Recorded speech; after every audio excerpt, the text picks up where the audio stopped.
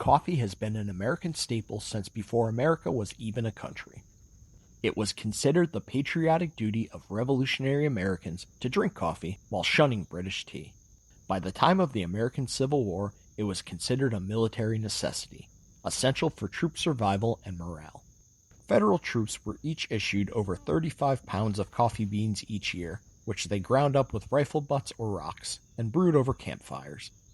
By 1862, the Confederacy was feeling the pain of the Union blockade, and coffee virtually vanished from the Southern soldiers' rations.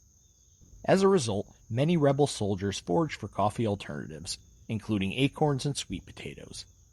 One plant in particular was extremely popular, creating a dark, rich brew that made a surprisingly good substitute for the real thing.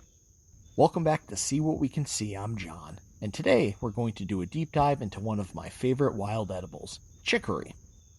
We'll learn about its ecological role and even brew some up. Safety first, though. Wild edibles can be delicious, but you should never eat anything you forage unless you are completely certain of your identification. But for now, sit back, relax, and join me as we see what we can see.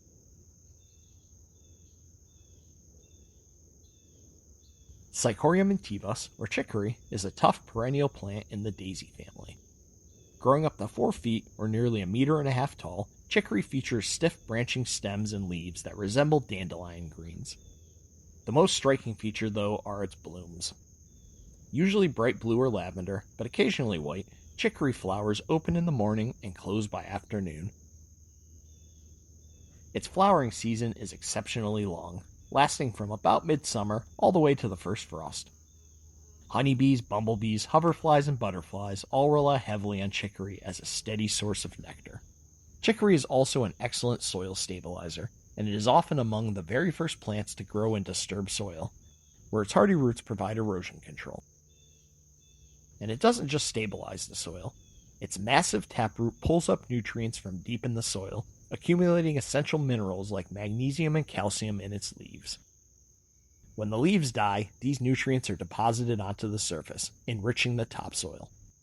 Humans aren't the only animals that forage chicory. Wild turkeys, white-tailed deer, and small mammals all utilize chicory as a high-nutrition food source.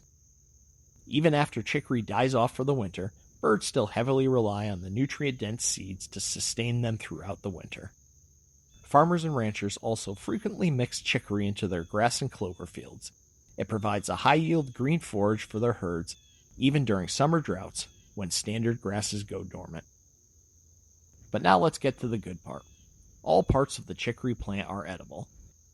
Though the stems are tough and fibrous, the leaves and especially the flowers are tender, though they can be quite bitter.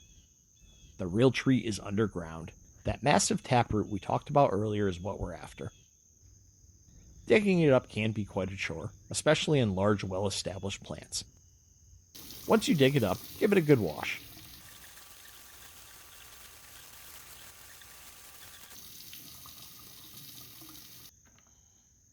Chop it up into small pieces.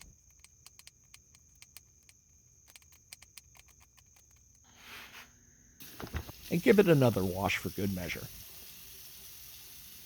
Next, we're going to want to dry the pieces out completely. You can let the sun dry them out for you, or you can pop them in the oven on low for about an hour. Once dried, we're ready to roast. You'll want to roast chicory root at about 350 degrees for 20 minutes or so. You'll know they're done by the rich, nutty aroma. Now you're ready to grind. I use a mortar and pestle, but you could use a food processor instead. The roasted root pieces should grind up easily. We're almost done now. Boil some water and add your chicory root powder. Let it steep for a while. Last but not least, strain your chicory coffee. You now have a delicious, rich, caffeine-free brew. It's very important to roast the chicory root before brewing.